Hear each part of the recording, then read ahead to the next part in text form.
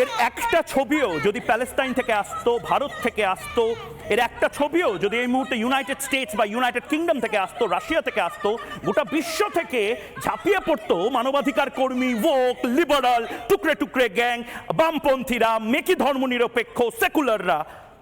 আর এগুলো তো হিন্দু, এদের জন্য কান্না নেই। লোকনাথ বাবার মন্দির, লোকনাথ বাবার আশ্রমে যেভাবে অসভ্যতা চলেছে, দেখুন দেখুন এই ছবি। ভারত সরকার মিথ্যা কথা বলছে না, ভারত সরকার পার্লামেন্টে মিথ্যা কথা বলেনি, এগুলো হচ্ছে, এগুলো হচ্ছে। দেখুন ফুল ফ্রেমে দেখুন।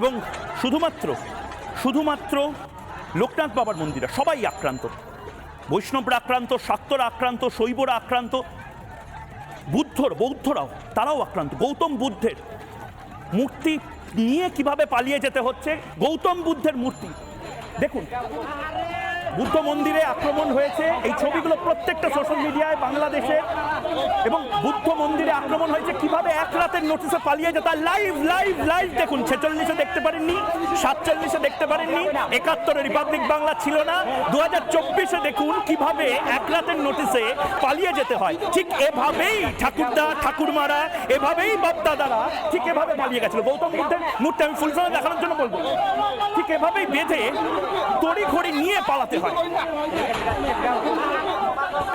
বিনায়ক বন্দ্যোপাধ্যায়, এই ছবি চলছে, বিনায়ক বন্দ্যোপাধ্যায় কি বলবেন? আমরা লাইভ দেখতে পাচ্ছি, একটা কথা আছে দেজাভু, আপনি নিজে সাহিত্যের মানুষ, দেজাভু যেন হচ্ছে।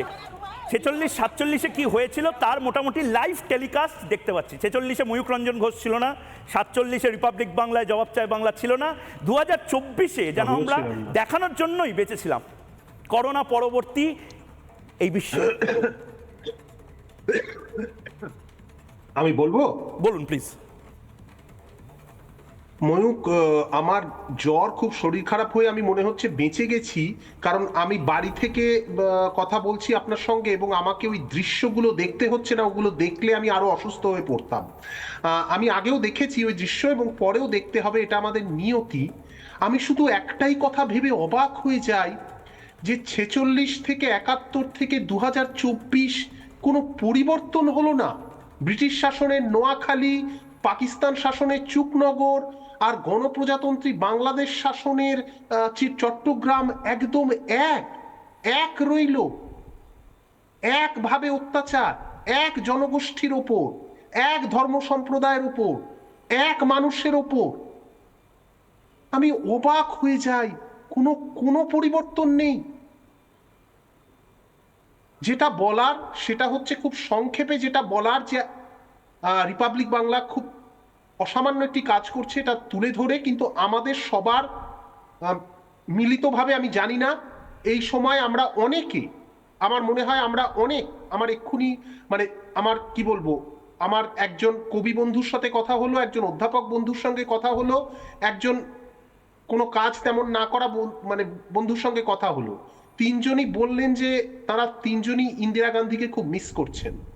তো আমার মনে হয় ভারত সরকারের কানেও কেউ এই কথাটা পৌঁছে দেবেন। পরিস্থিতি যতই আলাদা হোক, যদি ইন্দিরা গান্ধী 71 সালে না থাকতেন, হয়তো আরো 1 কোটি সনাতনীকে কচু কাটা হতে হতো।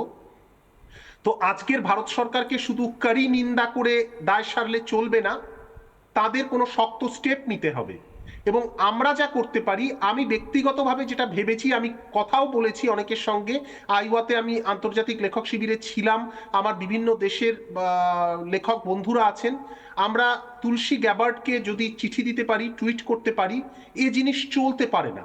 এবং আমার বিশ্বাস, এই নিঝুম মজুমদার যেরকম বলছিলেন, বাংলাদেশের হিন্দুরা তো আক্রান্ত, কিন্তু বাংলাদেশের অনেক ইসলাম ধর্মাবলম্বী মানুষও ব্যথিত, কিছু করার নেই তাদের। পুরো দেশটার যদি নিয়ন্ত্রণ তালিবানের হাতে চলে যায়, কিছু করার নেই।